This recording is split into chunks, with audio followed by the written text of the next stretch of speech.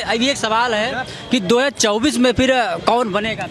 देखो, जिस हिसाब से एक कट्टर नेता, मजबूत नेता की जो इमेज है वो प्रधानमंत्री मोदी की ही है, लेकिन राहुल गांधी इस बार बहुत अच्छी टक्कर देंगे।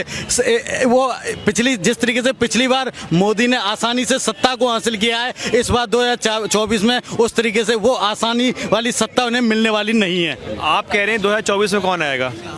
इस देश में क्या बोलते हैं, पहली बात तो जो नेता जमीनी स्तर से जुड़ा हुआ है, जो लोगों की भावनाओं को, उनकी फीलिंग्स को समझता है। राहुल गांधी के परदादा प्रधानमंत्री, फिर इंदिरा गांधी प्रधानमंत्री, मतलब उनकी सारी पीढ़ी प्रधानमंत्री है। हिस्ट्री की बात नहीं करते, 2024 की बात करेंगे। नहीं, हिस्ट्री बात होती है। जब आपका ना एनवायरनमेंट, एक आपको बैकअप अच्छे मिल जाता है ना, तो आप जमीनी स्तर से उठ के ना आपको एक चांदी चम्मच में आपको खाना मिल जाता है। क्या लगता है राहुल गांधी अब उसी राह पे चलने वाले हैं? अपने पूरे जीवन में क्या बोलते हैं, प्रधानमंत्री नहीं बन सकते। वो भारत रैली कर लें, कुछ कर लें, क्योंकि उनके पास कोई अच्छा मुद्दा नहीं है, ठीक, कोई अच्छा चेहरा नहीं है। और राहुल गांधी पब्लिक की जो इमोशंस है, क्या बोलते हैं, जो भारतीय पब्लिक है, उनकी इमोशंस को पकड़ नहीं पा रहे। वो सिर्फ एक प्रोपेगेंडा चला रहे हैं भारत यात्रा जोड़ों से, उससे कुछ होना नहीं है।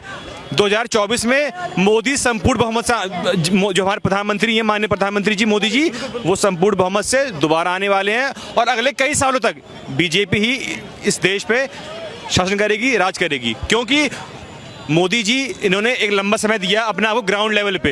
पहले गुजरात के उन्होंने कार्यकारी अध्यक्ष रहे, फिर सीएम रहे और अब प्रधानमंत्री हैं, तो उन्होंने जमीनी स्तर को देखा है, जाना है, समझा। लेकिन हिमाचल की अब की सरकार खिसक गई। सर, हिमाचल क्या है? हिमाचल एक कैपिटल, क्या सेंटर, हमें अभी मेन है सेंटर में। हम प्रदेशों की बात करेंगे। सर, प्रदेश लोकल लेवल की है। जो सेंटर होता है ना, क्या बोलते हैं, वो एक ग्लोबल लेवल देखा जाता है। तो वहाँ हमें मोदी जी चाहिए, हमें अपने देश का नाम करना है। ये तो छोटी मोटी लोकल पार्टियां आज हैं, कल चली जाएंगी, टूटेंगी, बिगड़ेंगी। लोकल पार्टियां बिगड़ती हैं, बनती हैं, गठबंधन से आती हैं। पर मेन हमारा है देश, और देश के लिए होती है सेंटर पार्टी। तो हमें मेन जो फोकस करना चाहिए वो सेंटर पार्टी पर करना चाहिए। और सेंटर पार्टी में है हमारे माननीय प्रधानमंत्री मोदी जी, और वो एक ऐसे वर्ग से जुड़ के आए हैं जिन्होंने हर श्रेणी के लोगों से जाना है, समझा है, तब क्या बोलते हैं, उन्होंने एक एक्सपीरियंस लिया है, जो कि राहुल गांधी के पास बिल्कुल नहीं है। वो सिर्फ क्या बोलते हैं, एक उनको चांदी चम्मच में खाना मिल गया, वो उससे खाना खा रहे हैं। लेकिन विपक्ष का कुनबा बड़ा है भाई साहब। सर, विपक्ष का कुनबा कितना ही बड़ा हो, पर मुद्दे उनके पास अभी भी एक नहीं है। कहानी इतनी सी है। और इस देश में जब मुद्दा नहीं रहेगा, विपक्ष चाहे कितना बड़ा हो, चाहे कितना भी इकट्ठा हो ले, सरकार कभी नहीं बन पाएगी। और आज हमारी जनता ऐसी है, वो करना कुछ नहीं चाहती, सिर्फ फ्री में हमें राशन मिल जाए, फ्री में हमें सब कुछ मिल जाए, सब कुछ फ्री मिल जाए, तो भैया हमें दबाने में क्या दिक्कत जा रही है? कहीं भी हम बटन दबा देंगे। जो फ्री की हैबिट होती है, वो देश का विकास नहीं करती, वो अपना विकास कर लेगी, वो हमारा विकास कर लेगी, अपना विकास कर लेगी, पर इससे देश का विकास नहीं, और घाटा ही होगा और कर्जा ही बढ़ेगा। इसलिए फ्री की जो राजनीति है ना, ये किसी भी पार्टी को नहीं करनी चाहिए, इससे देश खराब होता है। 2024 में फिर कौन पीएम बनेगा?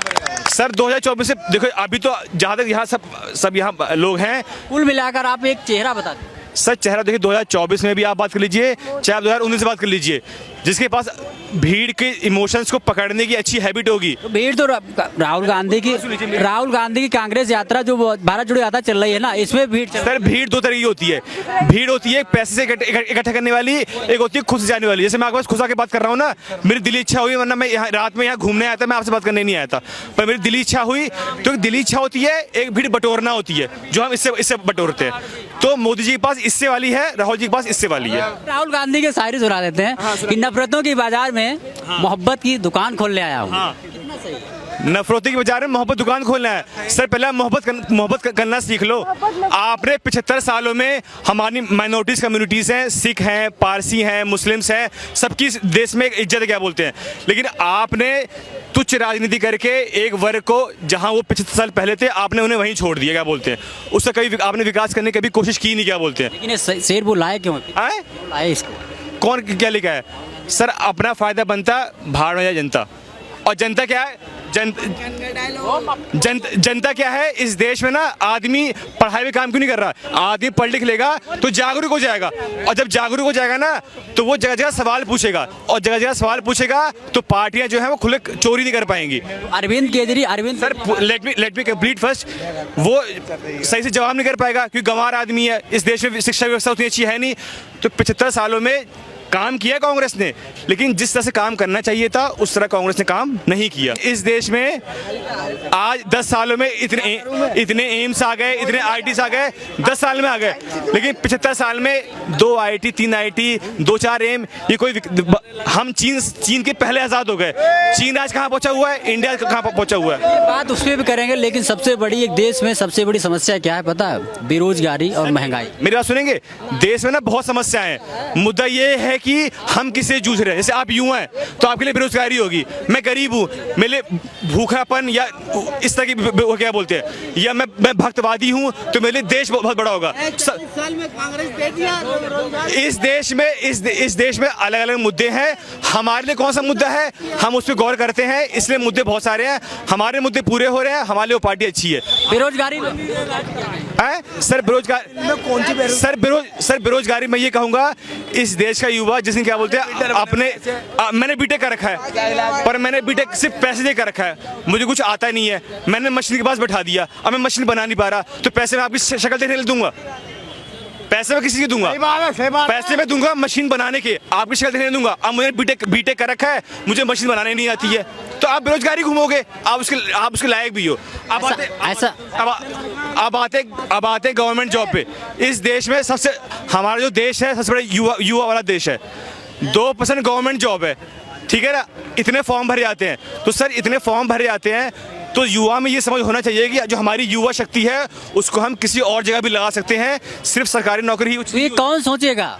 युवा सोचेंगे। आपने पढ़ाई की, युवाओं के पास अगर आर्थिक स्थिति उसकी सही नहीं है क्या करेगा? सर गांव के पिछड़े वर्ग से जो लोग हैं ना, वो आप बिहार जाएंगे बैकवर्ड में, या पूर्वांचल जाएंगे, वहां से आईएएस पीसीएस बनते हैं। कैसे बनते हैं? जज्बा होना चाहिए, क्या बोलते हैं।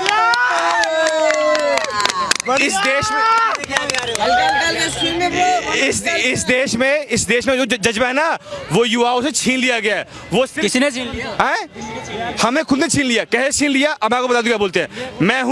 मैंने एमबीए किया, मैंने एमबीए किया सर, मैंने बीकॉम किया, ठीक है ना। मैंने एमबीए कर लिया, ओपन से कर लिया, बीकॉम कर लिया, ओपन से कर लिया। अब मेरे जानने लगे क्या जानते हैं, बंदा तो एमबीए कर रखा है। अब हम रोते रहे भैया हमने एमबीए किया, नौकरी नहीं मिल रही। भाई तुझे एमबीए का एम आता, तूने सिर्फ ओपन से किस तरह चीटिंग करके तूने अपना डिग्री ले ली। तो सर डिग्री पे नौकरी नहीं मिलती, आपके स्किल्स पे नौकरी मिलती है। अगर आप मशीन खोल पाएंगे तो आपको नौकरी मिलेगी, आप बीटेक की डिग्री ले घूमेंगे तो आपको नौकरी नहीं मिलेगी। तो बेरोजगार सरकार नहीं कर रही है। हाँ बिल्कुल बन चुका सर। आप प्राइवेट स्कूल में जाइए, मुझे आप एक बताइए, प्राइवेट स्कूलों में इतनी महंगी फीसें हैं। आज से आप 2 साल पहले जाएंगे हमारे देश में, आपने एक मुद्दा सुना होगा पेटेंट, जो हम पेटेंट करा लेते हैं। हमारे जैसे बड़े बड़े ऋषि मुनि थे, इलाज कर दिया, वैद्य बन गए, लेकिन कभी उन्होंने पैसे नहीं मांगे। लेकिन वेस्टर्न कल्चर यहाँ पे आया, पेटेंट आया, उन्होंने क्या बोलते हैं अपना सब वो कर लिया। ऐसे अपने नौकरी अपना जो एजुकेशन। अच्छा, कोई गवर्नमेंट जॉब आती है उसके लिए अप्लाई होती है, हाँ उसके बाद में भी सर युवाओं को ये सोचना चाहिए कि 2% नौकरी है, फॉर्म भर जा रहे हैं 10 करोड़, क्या बोलते हैं, सरकार गलती नहीं है। हम आप चूते जो क्या बोलते हैं, सिर्फ उनको क्या दिखता है कि सिर्फ सरकारी नौकरी। और क्यों? हम मध्यम वर्ग से आते हैं, हमें चाहिए दहेज, और दहेज कहाँ मिलता है? सरकार लोगों को दहेज मिलता है, प्राइवेट दहेज नहीं मिलता। आप प्राइवेट में आप 2 लाख कमाते होंगे, आपको अपने गांव में कोई नहीं पूछेगा। पर आप एक आर्मी में हो जाएंगे, आपको 15 लाख दहेज मिलेगा और मुंह में दहेज मिलेगा। तो इस बारे युवा की सोच सिर्फ एक तरफ जा रही है, बाकी ऑप्शन बहुत सारे हैं। तो सरकार कोई भी है, कांग्रेस सब अच्छी है, कांग्रेस जी सब अच्छी है। शादी हाँ जी क्यों? मैं अभी 22 साल से, क्या बोलते हैं, मैं भी यूपीएससी की तैयारी कर रहा हूँ। I am civil servant aspirant, क्या बोलते हैं, that's why I am saying this about ठीक है ना। जी फिर दहेज लेंगे या नहीं? इस देश में ना देखो, जो आपने दहेज मुद्दा छेड़ा ना है, ये इस पे मैंने नहीं छेड़ा, आपने छेड़ा है। पूछा दहेज लेंगे, मैंने वही, ठीक है, मेरी बातों निकल गया, आपने उसे पकड़ लिया, ठीक है ना। दहेज मुद्दा बहुत बड़ा मुद्दा है। देखिए लड़की के जो माँ बाप होते हैं ना, क्या बोलते हैं, जब वो शादी करने निकलते हैं तो वो प्राइवेट लड़का पहले प्रायोरिटी नहीं होती है, उनकी प्रायोरिटी होती है सरकारी लड़का। तो जब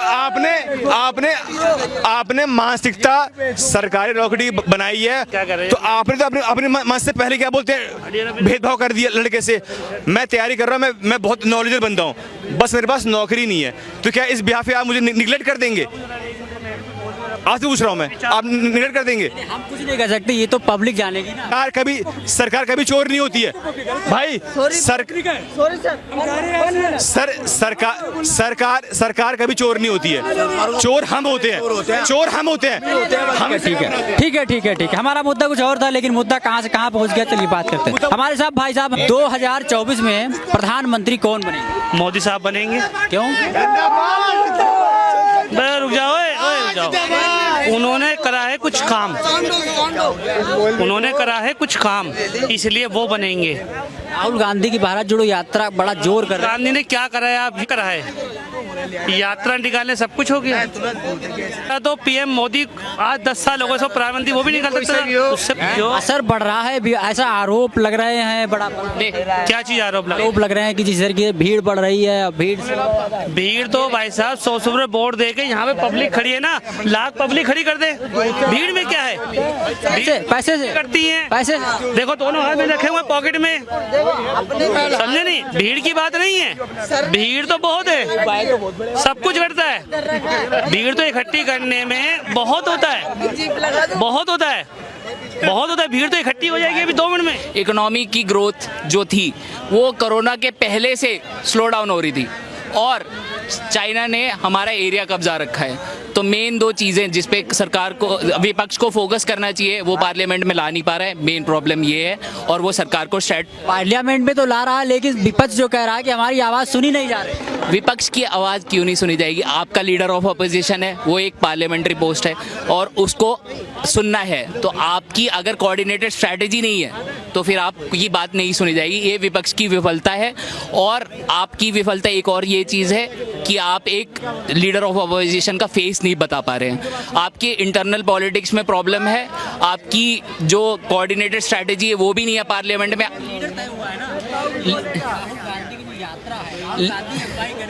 क्या करे यात्रा में? उसमें अखिलेश यादव नहीं जोड़ पा रहे हैं, तो फिर कौन जोड़ पा रहे हैं? आप सबसे बड़े प्रदेश के सबसे बड़े नेता को आप अगर जोड़ नहीं पा रहे हैं तो वो यूनिफाइड लीडर है नहीं। ऐसा क्या हो गया? तो नहीं जोड़ पा रहे हैं, वो उनकी इंटरनल मैटर है। आप कांग्रेस को देख लीजिए, उनकी गलती क्या हो रही है। आप बोलते हैं आप यंग पार्टी हैं, आप यंग लीडर हैं, आप सचिन पायलट को मौका नहीं दे रहे हैं, आप ज्योतिरादित्य सिंधिया को मौका नहीं दे रहे हैं। तो यंग लीडर्स को जब आप मौका ही नहीं दे रहे हैं तो फिर कहाँ से आप यंग लोगों की पार्टी हैं? कांग्रेस अभी पास्ट में जी रही है और बीजेपी ने कोड क्रैक कर लिया है कि यंग लोगों को कैसे अपने तरफ झोंका जाए, अपने तरफ लिया जाए। मेन चीज़ ये है, राहुल गांधी को अपना स्वार्थ छोड़ के उनको यंग लीडर्स को वो पुश कर रहे हैं। पर राहुल गांधी भी तो यंग है अभी। ये राहुल गांधी 50 साल के ऊपर हैं, ठीक है, यंग है, बट वो अपने जो साथ वाले हैं उनको पुश नहीं कर पा रहे। सचिन पायलट को आप पुश नहीं कर पा रहे, आप ज्योतिरादित्य सिंधिया को पुश नहीं कर पा रहे, तो फिर आप किसको पुश कर रहे? कमलनाथ जी को। कमलनाथ जी ओल्ड हो गए हैं, the nation wants young people, और आप उसको ले नहीं पा रहे। मेन बात ये है, और मोदी जी ने वो कोड क्रैक कर लिया है। 2024 में फिर कौन बनेगा पीएम? देखिए, अब मेन चीज़ ये है कि आपके पास कोई ऑप्शन ही नहीं है। मेन चीज़ है, आपके पास ऑप्शन ही नहीं है, तो आप मोदी जी को वोट करेंगे, जाके कमल पे वोट दबाएंगे, बस इतनी बात।